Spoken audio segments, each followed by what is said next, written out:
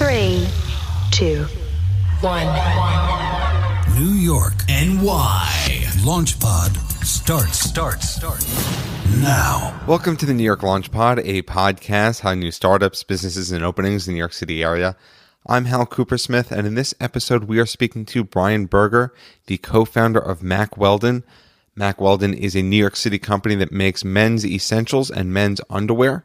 In the episode, we talk about what makes their products so different, their underwear so soft, and we even talk about my underwear, so you definitely do not want to miss that. Brian is a fantastic guy. He had a whole career in marketing before jumping off and starting Mack Weldon. So we talk about being an entrepreneur later in life and the sacrifices that he and his family had to make. And if you're thinking you're going to be talking about men's underwear, will you ever talk about women's underwear? I have news for you. We already have. Check out episode 7 with Dear Kate. And if you like underwear or fashion or both, then you'll love that episode as well. And before we begin, we have a sponsor, the online custom framing company, simplyframe.com. Because if you are listening to the New York LaunchPod, you are a classy person. I know that. You know that. And what do classy, accomplished people like you have? Art on their walls. And probably a diploma or 2, or 3 if you're really smart. Simply Frame believes in high-quality custom framing that can be both easy and affordable. I can tell you for a fact that it is because I've used it myself. Prices start at $65 and include free shipping both ways. Both ways. Simply mail in your art, diploma, whatever you can find, or upload your image for convenient printing and framing from home. Go to simplyframe.com and use code NYLAUNCH for 10% off your first order. That's not an affiliate code. That's just how nice and awesome they are. Simply Frame. Framing so easy, you can do it from home, wearing your underwear. Maybe your Mack Weldon underwear. Maybe your Dear Kate's. All right, with all that behind us, let's go to the interview. Stepping onto the LaunchPod, we have Brian Berger. Welcome, Brian. Thanks so much for having me, Hal. So how much time do you spend thinking about underwear? All day, every day. All day, every day. Was that always the case? It wasn't always the case, but I was always very, very frustrated by shopping for underwear, marketing of underwear, and then very kind of let down by the customer experience of actually wearing the product and how it performed. So that was really the kind of nagging thing that I tried to solve when I started this business. Why did underwear get to you? Well, it got to me because it was a category that, it applies to pretty much every guy. Everybody wears underwear and socks. And many guys are spending a decent amount of money for their underwear and socks. And then the last thing is that we all have opinions about our underwear and socks, even if we're not even conscious of it, because I was thinking about it, but if you actually start to ask people at a cocktail party or whatever, people have a lot to say, even people that you wouldn't think have a lot to say. And so it was something that I believed was really applicable to a huge audience.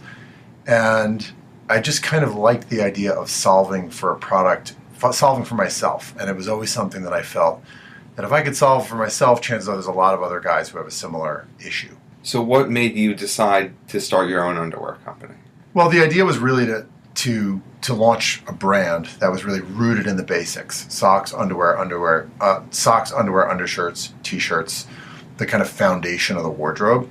And the product strategy was, let's innovate. Let's create product that is truly unique and differentiated. And let's build a customer experience that is far better than what exists in the traditional model. And if we can do that, and we do that effectively and credibly, two things will happen. One, we'll have a loyal customer base that comes back on a regular cycle to replenish those things. But we'll also have a license, if we do our jobs, to introduce other things that fit that sort of general criteria.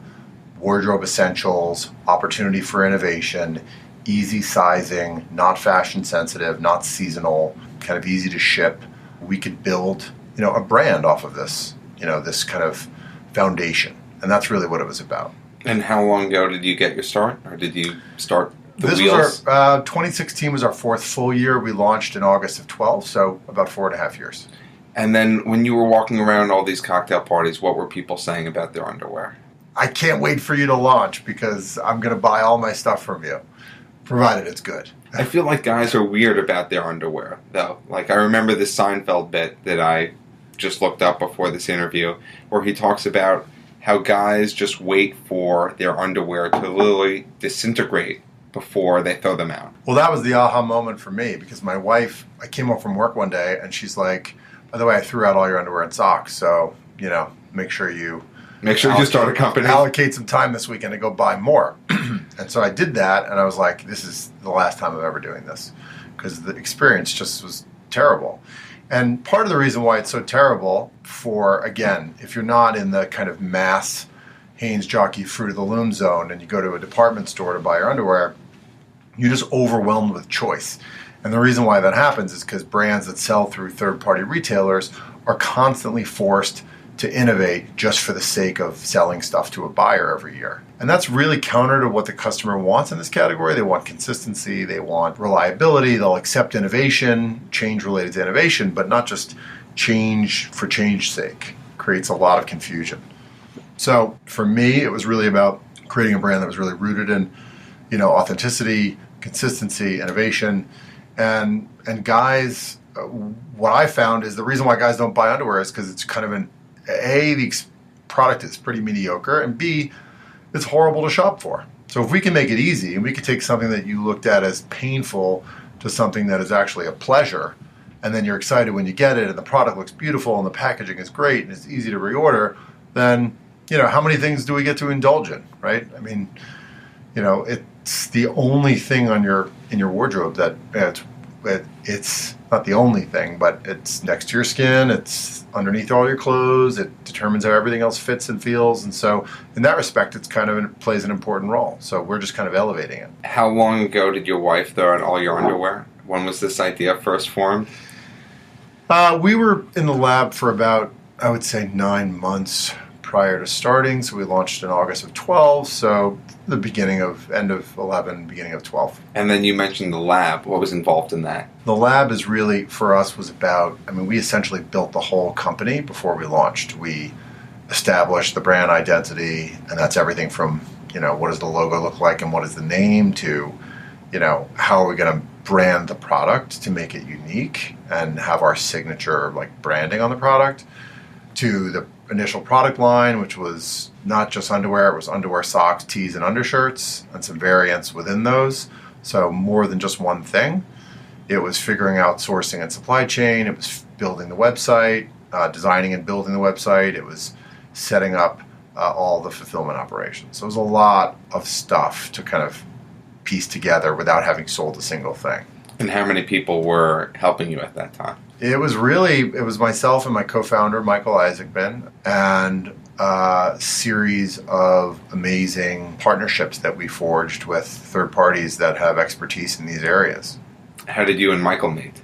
We met actually very, very happenstance. I was networking with a guy who I knew from the tech world, which is where I come from, and another guy came to meet with him after me. We kind of recognized each other, but we couldn't place where. We exchanged cards. He emailed me. We met and asked me what I was up to. And I told him, and he said, well, I don't really, have any expertise there, but a lot of the families that my kids go to school with, the parents are in the fashion world. You should meet some of them. And I'm like, I'll meet anyone at this point. So make some intros for me. And he sent me a list of people. Michael was on the list. And we met.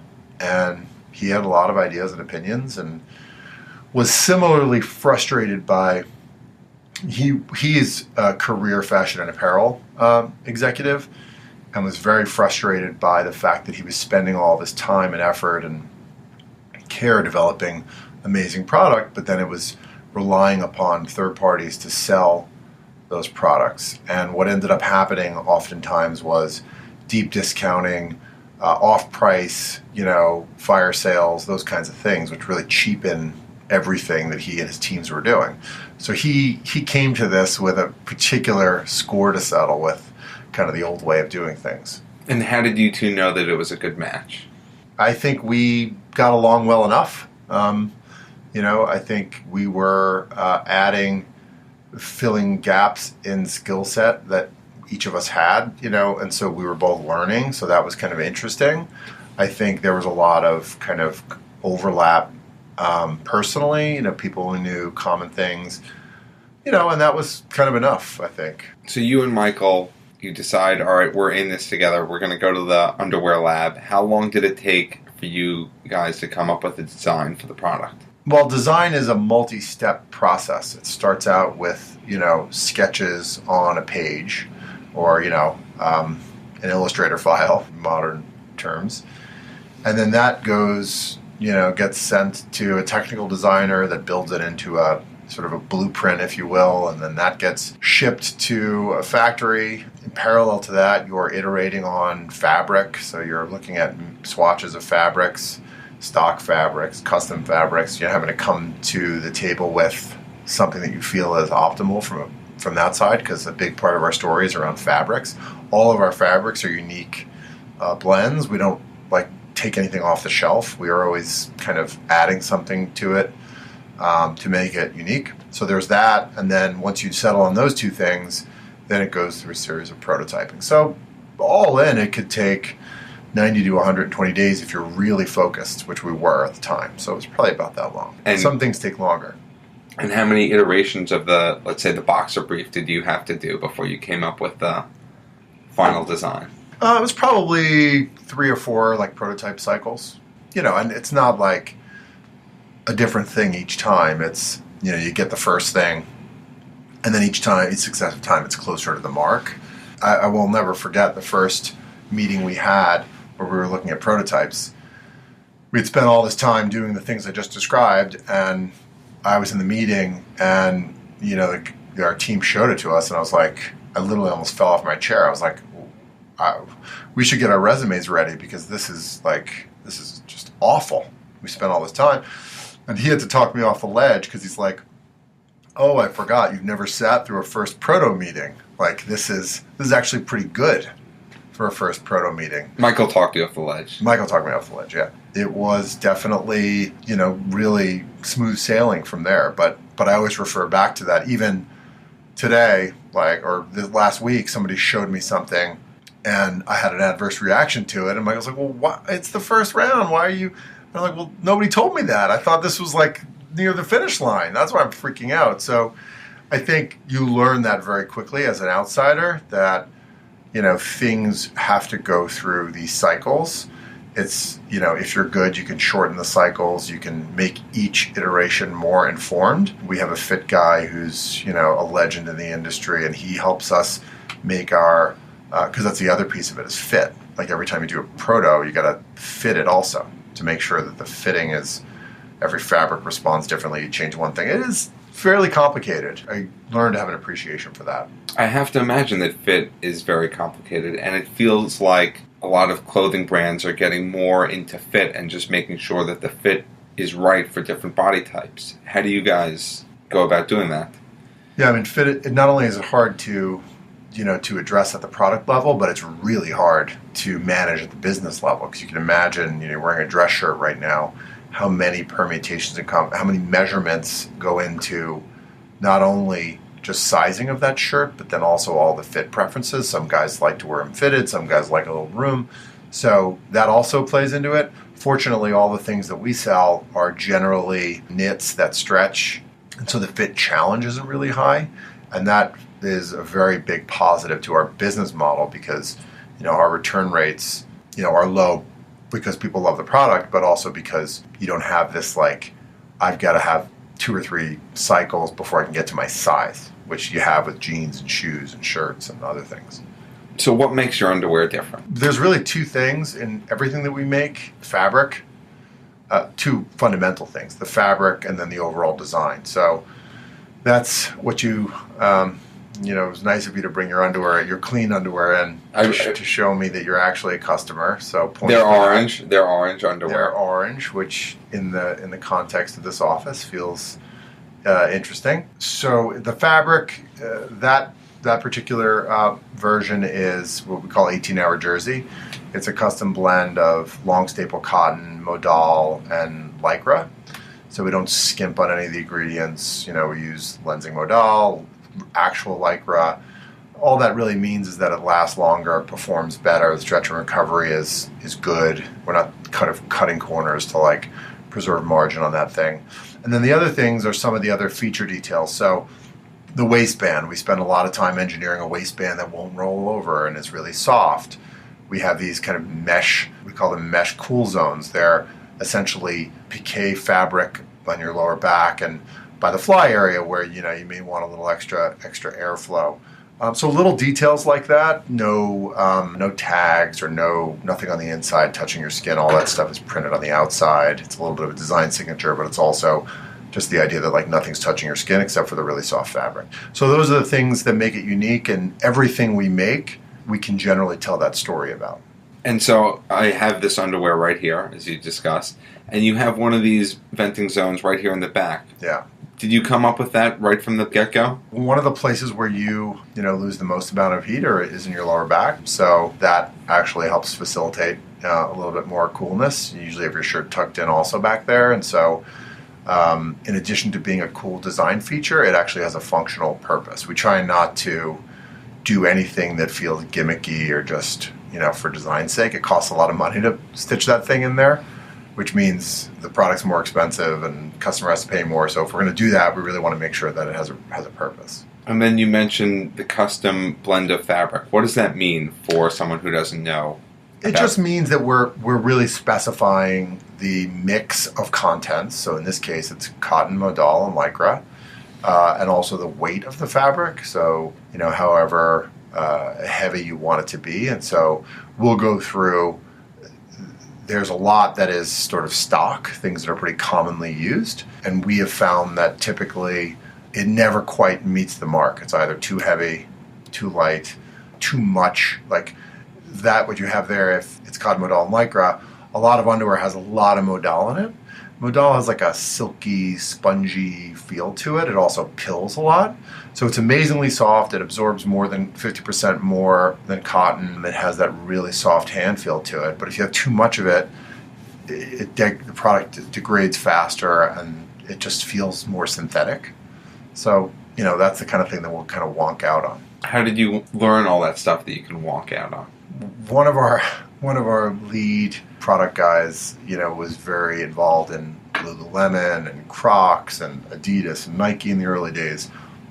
And he is perhaps the most knowledgeable human being I've ever met as it comes to product development, technical product development like this. So he really knows a lot. And it seems like now you're on a podcast. People who have listened to other podcasts know that a lot of underwear companies are advertising on podcasts or they're online. And there's just a whole permutation of all these different types of companies. Why do you think that is? I think the thesis is legitimate, right? The thesis that I founded this business upon is one that is legitimate and that it's been experienced by a lot of guys. And I think, any great idea is not really unique in and of itself. It's really the execution of that idea. So, the fact that somebody wants to build a better mousetrap in this category, not super novel, but the execution of that is what really differentiates us. That's really my thought on the matter. I think you see it in eyeglasses, you see it in mattresses, you see it. I suppose there's also a piece of it too that is really a little bit of a startup gold rush, like somebody gets funding or there's some news and like everybody just like floods to that market. There's natural, in a consumer goods business, there are natural barriers to how many and who can enter and how successful people can be just because it's so capital intensive. And how much does the underwear sell for? That you have right there is $24. We have underwear at a few different price points. This is our like core workhorse. This is our number one product right there. That in navy blue is numero uno. We have a silver line that is Pima cotton and silver fibers that have. Silver is really interesting because it's naturally antimicrobial, keeps you cool and dry, has a really luxurious hand feel, and so it has a really good technical story. And the Pima cotton obviously is also known to be really soft and luxurious, and so that's $38. And so when you're selling underwear for $24 or $38 and a guy says, you know what, I've been buying Fruit of the Loom or Hanes or whatever, how do you say, you know what, you really should be buying something that's $24 or $38 and that education process? Well, first of all, we guarantee it, right? We'll say, You don't like it, the first pair is on us. Like, we'll pay for it. You can keep it, we'll refund your money. So that's a way of kind of getting people over the hurdle, the trial hurdle. And I think as it relates to the other, if you're somebody who's upgrading from kind of a mass brand, I think if the experience isn't immediately apparent, then we're probably not for you, because should be so immediately apparent. But for most people, I think they do realize, wow. I have one anecdote on that. My oldest son is now able to fit into a small, Mack Weldon, and we were gearing him up for camp last summer, and he had just piles of, I won't give the actual name, but a mass market underwear brand in his drawer. And how did you let that happen? Well, because he couldn't fit into this. Okay. So I said, I'll bring you home something. If you fit into it, we'll get you a fresh run of these things for camp. And he put them on. He was like, Dad, I cannot believe how soft this is. It feels like I'm wearing nothing. And so that was like a very pure, kid's reaction. But I think the fact is that it's better. It's like, what's the difference between a McDonald's hamburger and one that you get at, Balthazar or something? It's better. Right. Ingredients are better. It tastes better. But it's more just, how do you get that person to try that more expensive? Well, the way we do it is we say that it's guaranteed. The guarantee helps. We use whether it's PR or third-party endorsement that we've gotten from GQ or Men's Health or Men's Fitness or other notable outlets that people trust. We also do it through customer testimonials. The best way to get people to convert is through word of mouth and customer referrals. We have a referral program, but there's a lot of word of mouth that just happens organically. That's really the best way. And what's your experience being an online brand? Because you do have to get the word out there. So what's been obviously the advantage? I imagine lower overhead, but do you have customer acquisition costs? Yeah, I think that's one of the big misnomers about digitally native businesses, that somehow you're you're cutting out the middleman and you're building this huge audience of people without any of the overhead. Well, that's not really true. It costs a lot of money to get customers, and you have to be really smart about the kind of economics of what you're paying to get a customer and how much that customer is worth to you over time. And that level of analysis and data analytics to support it, expertise to execute not only on the campaigns to get customers in, but also the long-term CRM on those customers is really, really, really unique. And, you can't just light up a website and hire an agency to do this stuff for you. The companies that are doing really well are the ones that actually have the resources internally and really treat it as part of their real corporate IP. Was this part of your plan from the beginning? You have a experience in digital marketing and digital campaigns. Yeah, prior to doing this, I was in a position where I was looking at investment in and acquisitions of digital businesses, whether they be media businesses or commerce businesses. And through that process, I really got exposure to entrepreneurs and operators that really got this. And understood very clearly that, the real differentiation was the companies that had that expertise versus the companies that outsourced it or just took a lot of other people's money and dumped it into traditional advertising in a very inefficient way. So I knew that when we started this, that a big part of our, kind of block and tackle, grinded out growth strategy would be, executing these acquisition-oriented, ROI-focused campaigns, in addition to all the other stuff that we do, content creation, PR, driving word of mouth, partnerships, celebrity seeding, whatever, things like this, interviews. Obviously, things like this, the most important. Of course, yeah. Well, there's nothing better than this. Right. So what are the key markets that you target?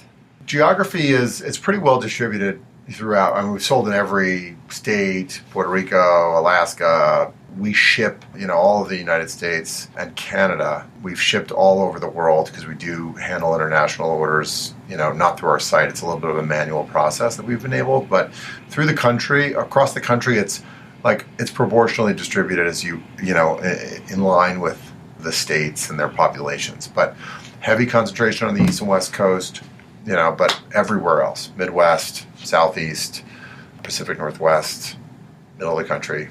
And do you have an ideal guy that you're targeting? It's a question. I think that every brand has sort of the profile of customer, and for us, it tends to be 25 to 45-year-old urban, mass affluent professional guys. But we see double-digit percentages of customers above that range and below that range. And a lot of that has to do with just kind of the relatability of the brand. I don't think we really offend anyone. I don't think an older person would look at our brand and be like, oh, that's for young people. Or a young person would look at this brand and be like, oh, that's not cool. So I think there's some aspect of that, which is really counter to the marketing, edict of like start really narrow and then expand from there. And then the other piece of it is how we market. We're not really as focused on, it's not like you're buying a magazine and saying, oh, this is the demographic of the magazine that you're buying, put an ad in here. We're looking at actual conversion data. So if we happen to be fishing in a pond with people who exhibit a counter profile to who we think our customer is, but they're converting, great. So I think that also plays into it. You touched on this a little bit, but what does the Mack Weldon brand stand for? We stand for, there's really three things. Product innovation, legitimate stuff that we can point to, an experience that is all about convenience for the customer. That's not just because we're e-commerce. It's how we price, how we assort, how we think about the overall customer experience. And then the third piece is really all about long-term customer relationships and really enabling dialogue with customers over time so that they don't think whenever we speak to them, it's only about selling them something. And one of the things that's unique about your brand and your product, which I think, and you touched on it, is that it applies to all ages. It's not you're just targeting someone who's in their 20s or 30s. You really run the gamut, young, older, and it's unique that you're able to do that. Yeah, and again, I think I'm not sure that was or is deliberate. I think we always intended to create a brand that was relatable, because part of what didn't make sense when we looked at traditional brands was like, why does an airbrushed guy lying on a table with no hair on his body and like with shadows all over the place, like why does that make me want to buy this product? Like, I don't know, to me, a story that talks about how it's going to make the rest of my clothes fit, or the ingredients that make it more functional, like that sort of technical storyline made so much more sense to us.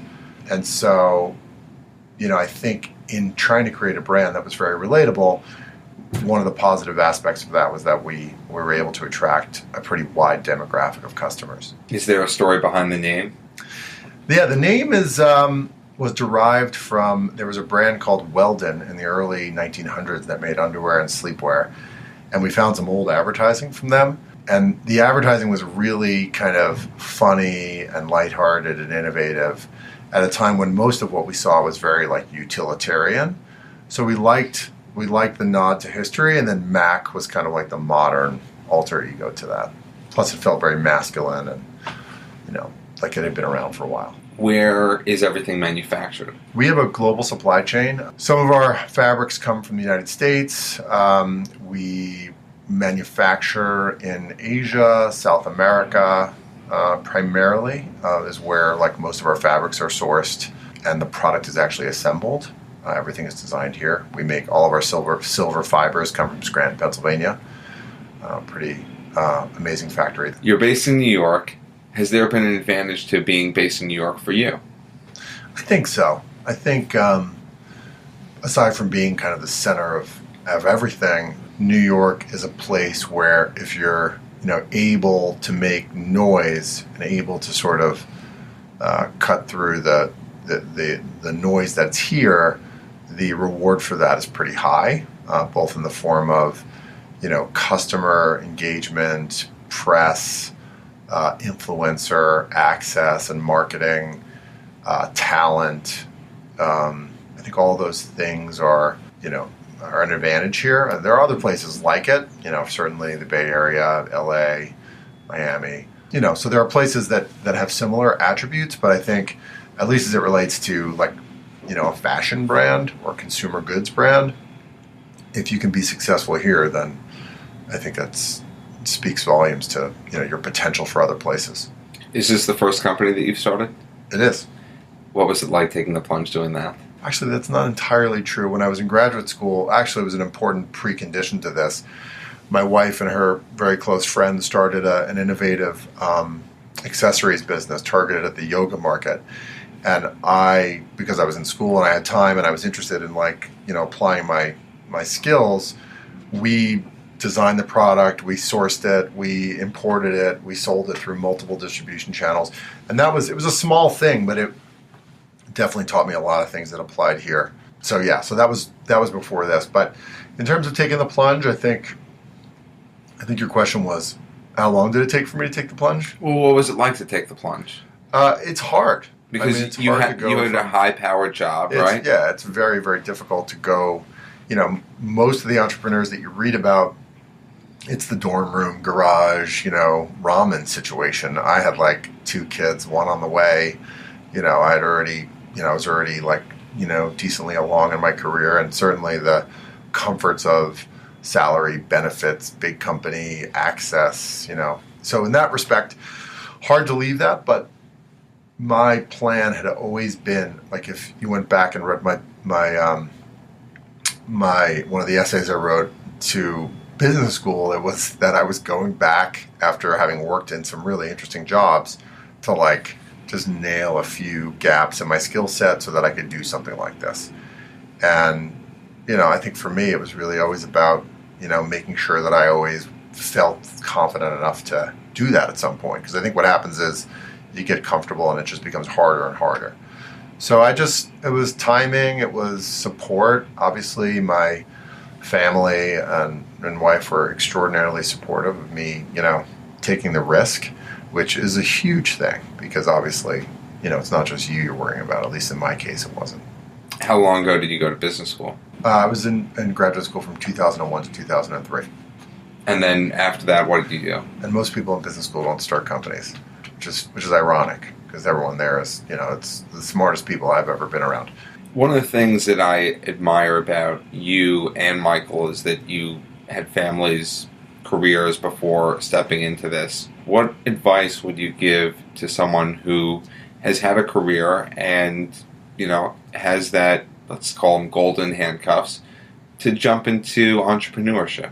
I think there's really 2 things, and I guess they're kind of obvious. The first is make sure that you have complete buy-in from your significant other or your spouse, and really, really, really understand kind of what you're getting into and what it means. And the second is really understand economically what you can tolerate, because you're putting money into your business, you're not making money, you're not wanting to severely curtail your lifestyle, at least not at the stage we were at. It wasn't like we were kids just graduated college. We had pretty established lives. So just really being honest about those things, because it's really not for everyone. I think the movie version of it is very glamorous. We've been fortunate. Hasn't always been amazing, but it's been a very, very good experience. But you really have to, I think, try and be very honest, talk to as many people as you can. And then once you make the decision, just go for it. Because, you can talk about it all day long until you actually start. Until you invest $1 of your own time and money, it's not a real thing. And the hours are longer than what you were probably working at your other job. Yeah, it's just different because it never really goes off. You have the freedom to do whatever you want, and that nobody's going to fire you, and you don't have a boss breathing down your neck. But it's always on. Like summer weekend, July 4th, the website's crashing because the person who built it didn't know what they were doing. You got to deal with that. There's nobody else who's going to worry about that. And has there been anything from your previous experience that has helped you navigate a problem or a situation that you really look back on and say, if I didn't have this, I wouldn't be here right now?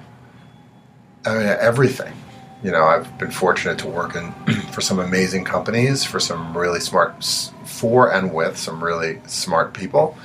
And, I think there's experiences across the board. I think dealing with organizational complexity, figuring out how to get stuff done in organizations where everybody's really taxed and you've got to advance your agenda, usually at the expense of somebody else's, dealing with politics, company politics, training and mentoring team, recruiting people, selling, speaking, articulating, strategy, all that stuff is just, you have aspects of that in all your jobs. Things that you learn, and it's not the how to do a financial model in business school that is what you apply, but it's the vocabulary that you learned in doing that is applicable. And then a lot of the other stuff that everyone used to laugh at, like, oh, this is soft, like the negotiation class or the strategy class or the things that nobody really valued, or the retail class where they brought in speakers from who everyone from Howard Schultz to hot startup du jour that everyone thought was like a throwaway class. Like, those were really ended up being the most valuable lessons and classes to have. What's been the toughest situation that you've navigated? I think fundraising is tough, and the reason why it's tough is because you believe so deeply in what you're doing, and no matter who you are and no matter how hot your company is, you've got to get very comfortable very fast walking into meeting after meeting after meeting where people basically tell you they don't want to invest in your company. And a lot of that doesn't really even have to do with your company, but you still don't believe it. You still have a hard time not taking it personally. So that's something that now I feel like, I've got the scars to navigate that and not, but that was really hard. How many employees do you have? We have 20 people. We, almost doubled in the last, we about doubled in the last, 14, 16 months, which is still relatively lean. So, are you profitable? We're hoping to be there towards the end of this year. That's our plan. And again, I would say that is something that would set us apart from the pack, because I think a lot of the direct sort of digitally native companies, there haven't been many cases where companies have achieved profitability at scale. I mean, you can do it. I mean, we can turn it off and we can be profitable tomorrow. But being able to grow at a fast pace, which, in our case is doubling or more than doubling every year. It's incredible. And also be profitable, which would mean that the sort of, the scale really is starting to play out. That would be a really unique situation and put us in a real position of strength as we thought about the next phases of growth. Are the sales seasonal at all? You start to see it a little bit more the bigger you get, but we generally see growth, happening. Like first quarter will be bigger than fourth quarter, which, in traditional would be like, what? Yeah, first quarter is awful. Fourth quarter is great. Like, we're still small enough to where, we're still growing fast enough to where, the growth kind of washes out the seasonality, but you see it. We have product launches, things that happen that affect, our rate of growth, our seasonality. It clouds the seasonality a bit. Mm-hmm. But it'll catch up to us. What's your biggest opportunity for growth? Well, right now we're largely a single distribution channel. So there's opportunity in other channels if we decide to pursue those. We have a specific point of view on what we like and what we don't like. Traditional department store setup wouldn't be good for us, would be counter to the brand, but there are instances where we could be there in a way that isn't. Like if we have a fixture or a shop in shop or a kiosk or something in there. So that's an opportunity, in terms of marketing and distribution, marketing channels. There's channels that are huge channels that we haven't tapped yet. Out of home is just an example. Direct mail is another example where we're just in the very early stages of testing there. So those are opportunities. And there's always product expansion as well and market expansion. So product expansion being additional categories, which we're always trying to be very mindful of to not over diversify. And market is, the big kind of opportunity would be international. And how do we want to think about that? Because, obviously our products are applicable everywhere. And there's a huge appetite for what we sell in Western Europe and other parts of the world. you talked about future distribution channels, but how do you come up with the pricing now? Well, one of the things we were very deliberate about when we started was that we did not want to have a promotional strategy whatsoever, because the minute you do that, you train the customer to just wait around for sales, and everything else you say, really they have blindness towards. They're just looking for how big the discount is. And this category in particular, because the flash sale sites, Fab, Gilt, and all the rest, basically this was a huge category for them, for men in particular. They would get a bunch of Calvin Klein underwear and put it on deep discount. So what we did to mitigate that was ever since we launched, we've had a volume-based pricing model. So as you spend money with us, and you increase your cart size, you can save 10, 15, 20, up to 20% in any given order. So that enables us to take that totally off the table and make sure that all of our communications with customers about stuff that they actually care about, like new product innovations, something interesting, time of year, whatever. So that's something that we spend. And so I think that for us, that's been a major differentiator. And one of the things that I'm probably most proud of in the last year is that our holiday sales for this year, we were up close to 3x year over year. And we didn't have any sort of sale whatsoever. And so, you look around at the amount of noise that's happening on Black Friday and Cyber Monday. That's the reason those 2 days exist, is first for a deal. So for us to have that level of growth without any kind of promotional strategy is just, I think, insane. Well, I'm glad you brought up the pricing, because going on the website and buying my orange underwear, the website is just so well designed, and then when you are shopping, you see a bar going across the top of the screen, seeing how far you can get to the discount. That's a fun idea. Yeah, I'm glad you noticed that, because we have some internal arguments about whether or not people actually see that, whether or not we're actually getting credit for that. So I'm glad that you saw it. We're always looking for ways to better integrate that into the customer experience, so that people know, like, if you add one more sock or one more pair to your drawer, you're actually going to save. So it creates a little bit of interactivity, but also it clarifies the value proposition of adding more stuff to the cart and more deeply engaging with us. Well, it makes the website part of an experience, and then the website's also seemingly incredibly designed. Like, it's just such a clean, well-designed website that I don't really come across on the internet that often. Well, that means a lot, because we spend a lot of time, we spend a lot of time building it. We've spent a lot of time optimizing it. We're continually optimizing it, looking at conversion rates, user flows, all that. We're similarly crazy about that as we are about the actual physical product. That's a good note to end things on. Thank you very much for stepping on to the Launch Pod, Brian, and sharing your time with us. How do people find out more about you and Mack Weldon? You can find us at mackweldon.com, MACKWELDON.com, and use offer code NYLaunch for 20% off your first order. 20% off. 20% off. It's a big thank you, obviously, for having us. These are great ways for us to expose the brand and the story to customers. You can follow us on Twitter at Mack Weldon, Facebook Mack Weldon Underwear, and me, Berger3 is Twitter. Not that interesting. Consider yourself warned. If we follow you on Instagram, do we see a lot of guys in their underwear? Everything we do is really meant to be very tasteful and, elevated. So I think if you looked at our feed, you'd find a lot of fun, active, irreverent, smart images and copy that goes along with it. And what's the Instagram? Mack Weldon. Well, Brian, again, thank you very much for stepping onto the New York Launch Pod and sharing your time with us.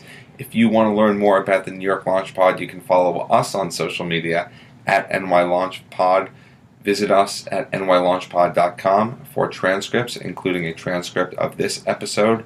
And if you leave a review on iTunes, it will be greatly appreciated, and it does help get the word out. So thank you again for listening, and tune in next time. Thank you for listening to this episode of the New York Launch Pod. For more information, please visit nylaunchpod.com.